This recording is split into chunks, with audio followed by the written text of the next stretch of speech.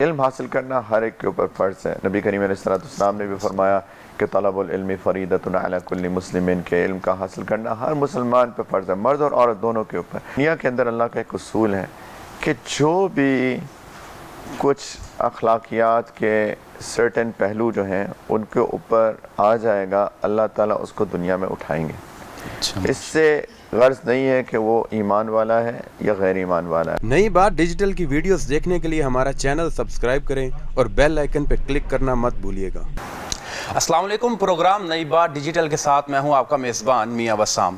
ناظرین، اس پرفتن دور میں جہاں عوام کے اندر حق اور باطل کی پہچان نہیں رہی، وہیں خدا کے کچھ ایسے مومن بندے بھی موجود ہیں جنہوں نے اپنی تمام تر زندگی لوگوں کی اصلاح اور اسلام کا اصل مقصد لوگوں تک پہنچانے کے لیے وقف کر دی ہے. ہمارے ساتھ موجود ہیں دور جدید کے اسلامک اسکالر جناب مفتی شیخ توقیر صاحب. جی السلام علیکم سر. وعلیکم السلام ورحمۃ اللہ. سر کیسے مزاج؟ اللہ کا بہت شکر. سر پہلا سوال یہ ہے کہ انسانی عقل کا آلہ دل ہے یا دماغ؟ سائنس تو یہ کہتی ہے کہ انسانی عقل کا آلہ دماغ ہے، لیکن قرآن کہتا ہے کہ کچھ لوگ کوئی دل ہیں جو سوچتے نہیں ہیں، جو بالکل تفکر نہیں کرتے ہیں. اور ابھی سائنس نے زیادہ ترقی کی تو انہوں نے کہا کہ کچھ دل کے اندر بھی کچھ ایسے نیورونز ہیں، کچھ ایسی چیزیں موجود ہیں جو کہ اس میں بھی عقل کا عنصر پایا جاتا ہے. اصل میں دل اور دماغ دونوں کے کمبینیشن سے انسان چلتا ہے اور عقل دونوں جگہ موجود ہے ٹو اے سرٹن ایکسٹینٹ. تو اصل میں تو عقل دماغ میں ہے، لیکن دل کے اندر جذبات ہیں، اور لیکن وہ جذبات انسان کے بہت پاورفل ہوتے ہیں. کئی دفعہ اگر جذبات غالب آ جائیں تو عقل انسان کی مغلوب ہو جاتی ہے، اور عقل مغلوب ہو جاتی ہے کئی دفعہ وہ ایسے فیصلے کرتا ہے جو کہ اس کو نہیں کرنے چاہیے. لیکن انسان اسی وقت انسان بنتا ہے جب اس انسان کے جذبات اور اس کی عقل جو ہے جو وہ ایک بیلنس کے اندر چلے. خالی عقل بھی کام نہیں کرتی، انسان بہت سخت مزاج ہو جاتا ہے، ہر چیز کو بلیک اینڈ وائٹ لے کے چلتا ہے. اور خالی جذبات بھی کام نہیں کرتے، کیونکہ انسان کے اگر صرف جذبات ہو تو پھر انسان کی عقل پہ اگر غالب آ جائیں تو پھر ایسا ہوتا ہے کہ کچھ جیسے دوسرے مذاہب نے کر لیا کہ انہوں نے ایگزیجریٹ کر کے اور اتنے زیادہ غلو میں چلے گئے کہ انہوں نے دین سے انحراف کر لیا. تو ان دونوں کے کمبینیشن کے ساتھ انسان بنتا ہے. تو دل میں بھی سرٹن لیول آف عقل پائی جاتی ہے، یعنی تھاٹ پروسیسنگ چلتی ہے، لیکن وہ زیادہ جذبات سے متعلق ہوتے ہیں ایز اپوز ٹو عقل کے. سر آپ نے کہا کہ جذبات انسانی عقل پہ غالب آ جاتے ہیں. ایک انسان شیطانی وسوسوں اور نفسانی خواہشات کے باوجود ایک بندہ مومن کیسے بن سکتا ہے؟ یہ بہت زبردست سوال ہے. اصل میں بندہ مومن سے پہلے انسان کیسے بن سکتا ہے، اگر ہم اس چیز کے اوپر بات کریں. اور اسی کانٹیکسٹ میں ایک اور بات کروں گا کہ جو ایمان ہے، جو اسلام ہے، ایمان ہے، دین ہے، ہمارا دین، اور اس سے پہلے جتنے بھی ادیان آئے جو کہ آسمانی کتابیں نازل ہوئیں، اصل میں وہ انسان کو انسان بنانے آئے تھے. ہر دین انسان کو انسان بنانے آتا ہے. ہم لوگ دین کو انڈرسٹینڈ نہیں کرتے. بہت سارے لوگ وہ سمجھتے ہیں کہ دین جو ہے وہ صرف نمازیں اور روزے حج زکوٰۃ کا نام ہے، لیکن ان ریالٹی دین، ریلیجن، مذہب وہ انسان کو انسان بنانے آتا ہے. تو جیسے میں نے ابھی عرض کیا کہ انسان کے جذبات ہیں، ہر بندے کے اندر جذبات ہیں، میرے بھی ہیں، آپ کے بھی ہیں، ہر انسان کے اندر ہیں. پیسہ کمانا ہمارا ایک جذبہ ہے، یا ایک سمجھے ایک خواہش ہے.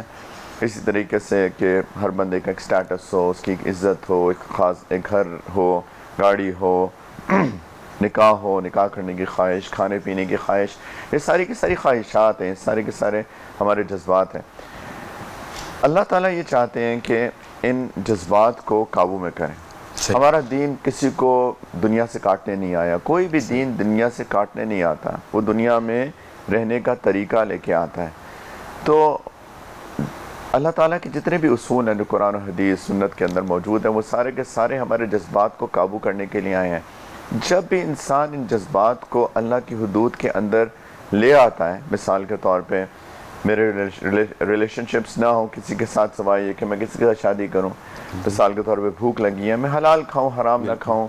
مثال کے طور پہ مجھے پیاس لگی ہے تو میں حلال چیزیں پیوں، شراب نہ پیوں، اس طرح کی اور چیزیں نہ پیوں.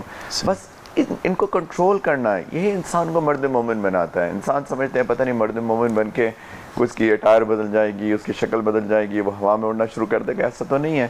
اصل میں بس ان لاز، ان پرنسپلز، ان شریعت کے قوانین کے اندر اپنے جذبات کو لانے کا نام ہی ایمان ہے. اور اسی سے بندہ مرد مومن بنتا ہے. سر آپ نے نکاح اور شادی کی بات کی. آج کے دور میں اسلام کیا کہتا ہے کہ شادی کے لیے مالی حالت کا بہتر ہونا کس حد تک ضروری ہے؟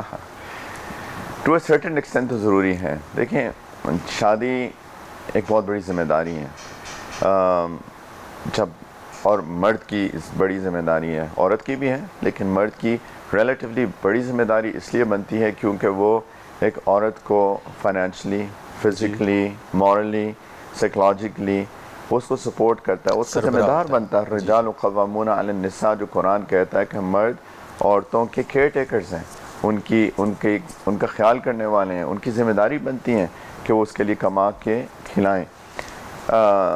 تو ٹو اے سرٹن ایکسٹینٹ تو ضروری ہے، لیکن اس کے اندر پھر دین کے اندر بہت گہرائی ہے. یعنی آپ جس فائنینشیل اسٹیٹس کے ہیں، ہر ایک کا فائنینشیل اسٹیٹس ڈفرینٹ ہوتا ہے.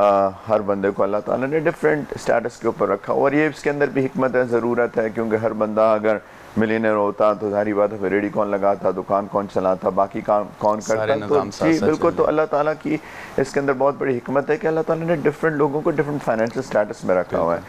تو جس طرح کا فائنینشیل اسٹیٹس مرد کا ہوتا ہے، آئیڈیلی اسپیکنگ میں ایک آئیڈیل انوائرمنٹ کے اندر بات کر رہا ہوں کہ خاتون جس سے وہ لڑکی سے شادی کرے وہ بھی سملر اسٹیٹس کی ہو.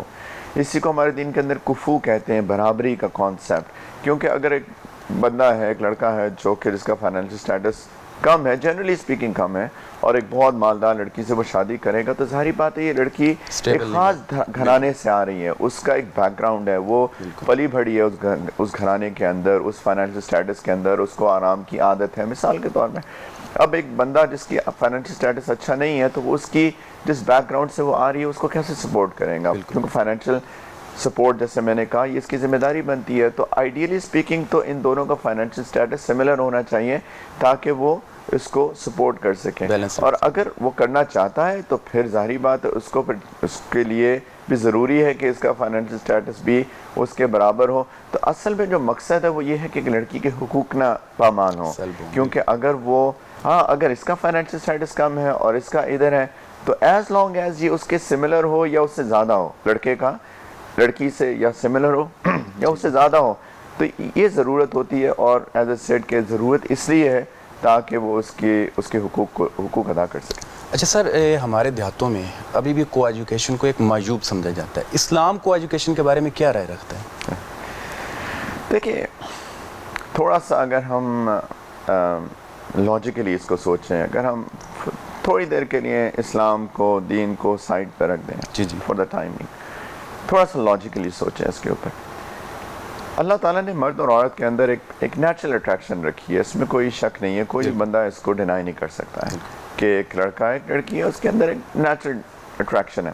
خاص طور پہ جب بچے بڑے ہو رہے ہوتے ہیں، جب اس ایج سے گزر رہے ہوتے ہیں جہاں پہ وہ ایک سورٹ آف ایکسپیریمنٹل ایج ہوتی ہیں، وہ ایکسپلور کر رہے ہوتے ہیں. مطلب جب بچہ پیدا ہوتا ہے تو وہ آپ دیکھیں گے بہت چیزیں آبزرو کرتا ہے، بہت چیزوں کو دیکھتا ہے، وہ پکڑنے کی کوشش کرتا ہے، وہ ادھر ادھر دیکھتا ہے. پھر تھوڑا سا اور بڑا ہوتا ہے تو سوال جواب شروع ہو جاتے ہیں، یہ کیوں، یہ کیسے، پیرنٹس سے بہت سوال کرتا ہے.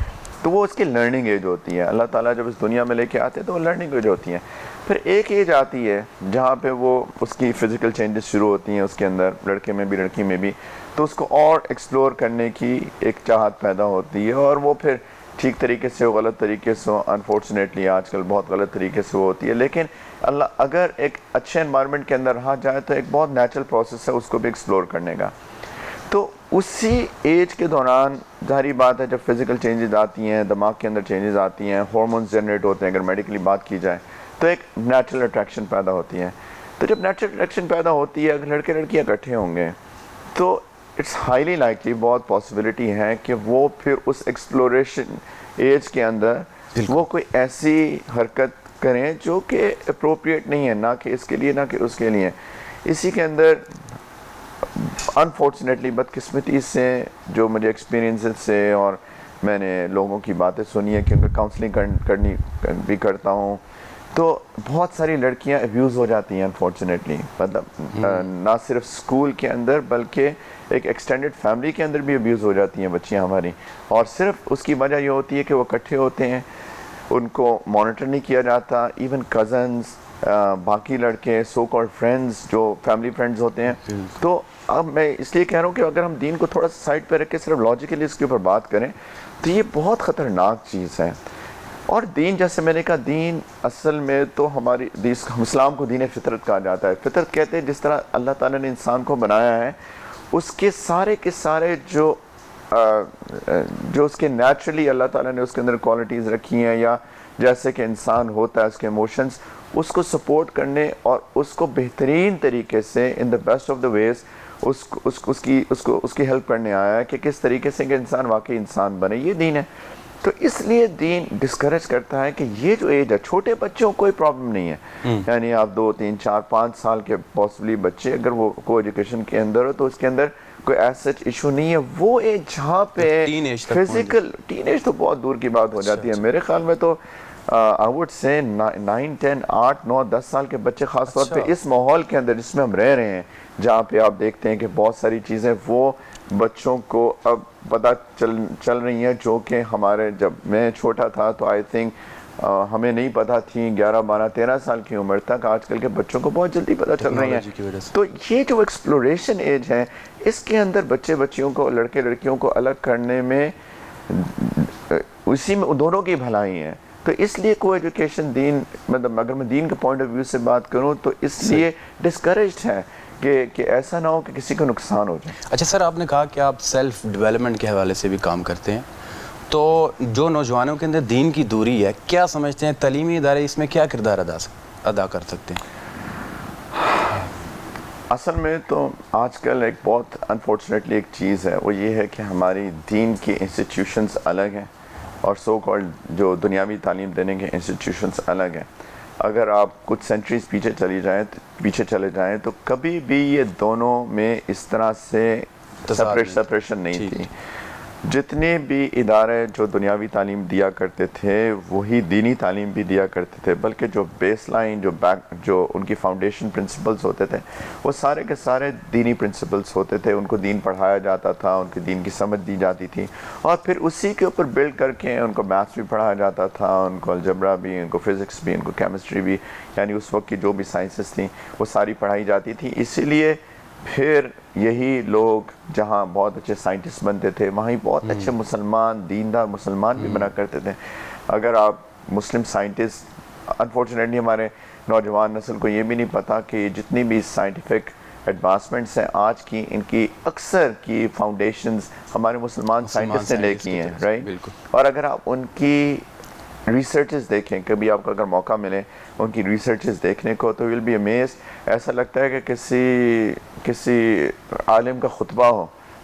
بسم اللہ الرحمن الرحیم الحمد للہ وکفا وسلام علی عباد الذین اصطفیٰ اللہم صلی علی سیدنا محمد پورے حمد و ثناء کے ساتھ درود کے ساتھ. اور اس کے بعد اپنی وہ لوگ جو بھی ان کی ریسرچ ہوتی تھی اس کو لکھا کرتے تھے.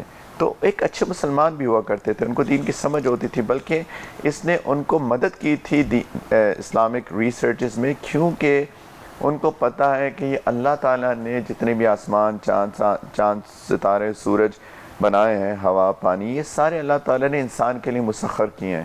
تو جب اس کو پتہ تھا کہ انسان کے لیے اللہ نے مسخر کیے ہیں تو پھر ظاہری بات ہے میرا اور آپ کا کام ہے کہ ہم اس کے اندر ریسرچ کریں اور اس کے اندر سے ان سے فائدہ اٹھانے کی کوشش کریں. تو آئیڈیلی اسپیکنگ تو ہمارے سارے انسٹیٹیوشنس کے اندر جو بیسک آپ میتھس انگلش باقی ساری چیزیں پڑھائی جاتی ہیں اس کے اندر دین کو ایک اچھے لیول تک پڑھایا جائے. انفارچونیٹلی صرف ایک اسلامک اسٹڈیز کا ایک لیکچر ہوتا ہے مہینے میں ہفتے میں ایک دفعہ یا بہت زیادہ 2 3 دفعہ اور اس کے اندر بہت بیسکس پڑھائی جاتی ہیں اور وہ آئی ڈونٹ نو اللہ کرے میں غلط ہوں لیکن فارمیلٹی سے پڑھائی جاتی ہیں. تو ایک باقاعدہ ایک دین کی سمجھ نماز کے بارے میں نماز ہوتی کیا اللہ سے تعلق عقیدہ پڑھایا جائیں نبی کریم صلی اللہ علیہ وسلم کے بارے میں پڑھایا جائے ان کی سیرت پڑھائی جائے کیونکہ ہمارے لیے اسوہ حسنہ ہے نبی کریم صلی اللہ علیہ وسلم ان کی سیرت پڑھائی جائے ان کا کیریکٹر پڑھایا جائے کیونکہ سیلف ڈیولپمنٹ کیریکٹر بلڈنگ کی جب ہم بات کرتے ہیں تو اس کے لیے ہمارا رول ماڈل اللہ کے نبی ہیں صلی اللہ علیہ وسلم. تو ان کی سیرت بہت ڈیٹیل میں پڑھائی جائے. پھر اخلاقیات کا ہر پہلو سچ بولنا دیانت کرنا دھوکہ نہ دینا غیبت نہ کرنا لوگوں کو تکلیف نہ پہنچانا جو کہ ہمارے دین کی بنیاد ہے. تو بہت ہی اچھا ہو کہ ہمارے سارے انسٹیٹیوشنس کے اندر بہت ڈیٹیل لیول کے اندر، میں یہ نہیں کہہ رہا کہ عالم بنایا جائے ان کو، لیکن ایک بہت ڈیٹیل لیول کے اندر ان کو دین کی سارے جو ہمارے ایسپیکٹس ہیں فرائض سے لے کر اخلاقیات تک وہ ہمیں پڑھانے چاہیے، تاکہ یہ بچے جب بڑے ہوں تو ایک اچھے ریسرچر بھی بنے اور اچھے مسلمان بھی بنے، اچھے اخلاقی انسان بھی بنے جس کی اخلاقیات اچھی ہوں۔ سر آپ نے اخلاقیات کی بات کی ہے، ہم دیکھتے ہیں معاشرے کے اندر بچوں کے ساتھ زیادتی، عورتوں کی عصمت دری، کیا سمجھتے ہیں کہ جو ہماری شرعی سزائیں ہیں وہ اس چیز کا مستقل حل ہے؟ بہت ہیلپ تو کر سکتی ہیں، نو ڈاؤٹ، کہ دیکھیں ہماری ساری جو حدود پنشمنٹس ہیں وہ اصل میں اس کی اگر آپ وزڈم دیکھیں، پہلی بات تو یہ کہ اللہ تعالیٰ نے اس کو امپلیمنٹ کیا، اور اللہ تعالیٰ کی ہر کام میں حکمت ہوتی ہے، اللہ تعالیٰ حکیم ہے، اللہ تعالیٰ کی ہر چیز میں حکمت ہے، وزڈم ہے، ہمیں سمجھ آئے یا نہ آئے۔ جو حدود کی سزائیں ہیں ڈیفینیٹلی وہ اس کا حل ہے۔ مجھے ابھی بھی یاد ہے، میں بہت چھوٹا سا تھا اور میں اپنے پیرنٹس کے ساتھ سعودی عرب گیا، اور وہاں پر میں نے ہم ایک ٹیکسی میں بیٹھے اور اس ٹیکسی ڈرائیور کا ایک ہاتھ نہیں تھا۔ اچھا، تو میں چھوٹا سا تھا، میں کیوریوسٹی ہوئی کہ ہوا کیا، تو میں نے پوچھا اپنے بڑوں سے کہ کیا ہوا، تو انہوں نے کہا کہ بیٹا یہاں چوری کی سزا ہاتھ کاٹنا ہے۔ اور پھر میں نے دیکھا، میں پاکستان سے گیا تھا ڈیفینیٹلی، اور یہاں پہ ہم لوگ رات کو جب تک 3 لاک کر کے نہ سوئیں اور میک شور نہ کر لیں کہ جی ہم لوگ پوری طرح سیکیور ہیں، ہم رات کو سوتے نہیں ہیں، ڈر لگا رہتا ہے، کبھی کوئی ڈاکے کی خبریں، کوئی چوری کی خبریں، کوئی خبریں۔ اور وہاں جا کے جب میں اس وقت گیا تو اب مجھے نہیں پتا کہ وہاں کی سچویشن اب کیسی ہے، اس پہ کامنٹ نہیں کر رہا، میں اس وقت کی بات کروں جب میں چھوٹا سا تھا۔ اور وہاں میں نے دیکھا کہ لوگ کوئی پرواہ نہیں کر رہے تھے، اور سبحان اللہ نماز کا وقت ہوا اور ساری دکانیں کھلی ہیں اور کھلی ہو کے ہی مسجد جا رہے ہیں، یعنی وہ لاک کر کے بھی نہیں جا رہے، اسی طریقے سے نماز کا وقت ہوا اور دکانیں چھوڑ کے مسجد میں چلے گئے، کسی کو چوری کا ڈر نہیں، کسی کو کسی چیز کا ڈر نہیں۔ اور میں بہت چھوٹا سا تھا، اس وقت میں نے سوچا تھا کہ اللہ تعالیٰ کی اس سزا میں کتنی حکمت ہے کہ اگر تم چوری کرتے ہوئے پکڑے گئے، اس کی بھی کنڈیشنز ہیں، ایسا نہیں ہے کہ بس چوری کی اور پکڑے گئے، اس کے اندر بہت تفصیل ہے، کس طرح کی چوری، کہاں، کس حد تک چوری وغیرہ وغیرہ۔ میں اس ٹاپک پہ ڈسکشن ڈیٹیل میں نہیں کر رہا، لیکن اگر ساری کنڈیشنز میٹ ہو 1 2 3 4، تو اس کے بعد میں نے اس وقت سوچا کہ سبحان اللہ کتنی حکمت ہے۔ اسی طریقے سے باقی بھی جتنی جو حدود کے اندر شرعی سزائیں دی گئی ہیں ان سب کے اندر حکمت ہے، اور اگر ان کو واقعی میں امپلیمنٹ کیا جائے تو ڈیفینیٹلی یہ ساری کے سارے جو ہمارے سوشل کرائمز ہیں، اس حد تک کے کرائمز ہیں کہ ہماری بچیوں کی عزت جو ہے اس کے اوپر ہاتھ ڈالا جاتا ہے، ہمارے بچوں کی کو ابیوز کیا جاتا ہے، ہم ڈیفینیٹ کہ اس میں یہ بہت بڑا رول پلے تو کریں گے، اس میں تو کوئی شک نہیں۔ اچھا سر، ہر انسان ایک عالم جتنا علم تو حاصل نہیں کر سکتا، ایک عام انسان کے لیے کتنا بنیادی دینی علم حاصل کرنا جو بہت ضروری ہے؟ جی میں نے اس کا تھوڑا سا ٹچ اپون کیا ابھی، کہ جب آپ سکولز کی ہم بات کر رہے تھے، انسٹیٹیوشنز کی بات کر رہے تھے، ایجوکیشنل انسٹیٹیوشنز کی، تو کم از کم فرائض، اور میں جب کہتا ہوں تو فرائض واجبات دونوں آ جاتے ہیں، اور وہ چیزیں جو حرام ہیں ٹھیک، ان کا علم حاصل کرنا ہر ایک کے اوپر فرض ہے۔ نبی کریم علیہ السلام نے بھی فرمایا کہ طلب العلم فریضۃ علی کل مسلم، کے علم کا حاصل کرنا ہر مسلمان پہ فرض ہے، مرد اور عورت دونوں کے اوپر۔ تو اس کے اوپر ہمارے علماء نے یہی کہا ہے کہ فرائض اور حرام چیزوں کا ان کا علم حاصل کرنا ضروری ہے، لیکن اس کے اوپر تھوڑی سی میں تفصیل کروں گا کہ جب ہم فرائض کی بات کرتے ہیں تو ایک تو فرائض ہے کہ جی ہماری 5 وقت کی نماز، ہمارے رمضان کے روزے، ہمارا اگر کوئی صاحب نصاب ہے تو زکوٰۃ دینا، حج کرنا وغیرہ وغیرہ، یہ تو فرائض ہیں، لیکن یہ عبادات کے فرائض ہیں، رائٹ۔ ہمارے دین 5 چیزوں پہ مشتمل ہے، اس کے اندر عقائد آتے ہیں، نمبر 1 کہ ہمیں عقیدہ ہمارا ٹھیک ہو، پھر عبادات آتی ہیں، اور اس کے اندر فرائض ہیں 5 وقت کی نمازیں اور رمضان کے روزے، زکوٰۃ اور حج کرنا زندگی میں ایک دفعہ اگر آپ کے پاس استطاعت ہو۔ لیکن اور 3 چیزیں معاملات، معاشرت، اخلاقیات، انفارچونیٹلی اس کو بہت اگنور کیا جاتا ہے ہمارے معاشرے کے اندر، ایون سو کالڈ دیندار طبقوں کے اندر بھی وہ اپنے دین کو عبادات تک محدود رکھتے ہیں، اور معاشرت اور معاملات اور اخلاقیات کا کوئی کانسیپٹ ہی نہیں ہے، جبکہ وہ دین کا بڑا حصہ ہے۔ تو جب میں فرائض کی بات کرتا ہوں تو اس کا یہ بھی مطلب فرائض اور حرام چیزوں کا علم حاصل کرنا، اس میں یہ بھی بات کرتا ہوں کہ ہر بندے کو یہ بھی پتہ ہو کہ جھوٹ بولنا حرام ہے، اس کا علم حاصل کرنا، غیبت کرنا، دو لوگ بیٹھے ہیں تیسرے کی ہم بات کر رہے ہیں، یہ حرام ہے، قرآن کہتا ہے حرام ہے. ہم اس کا یہ بھی پتہ ہو کہ دوسرے کی تحقیر کرنا حرام ہے. میں کسی کو حقارت سے نہیں دیکھ سکتا، وہ ریڑھی والا ہو، وہ صفائی کرنے والا ہو، وہ میرا بھائی ہے، وہ میری بچی ہے، وہ میری بہن ہے ان کا.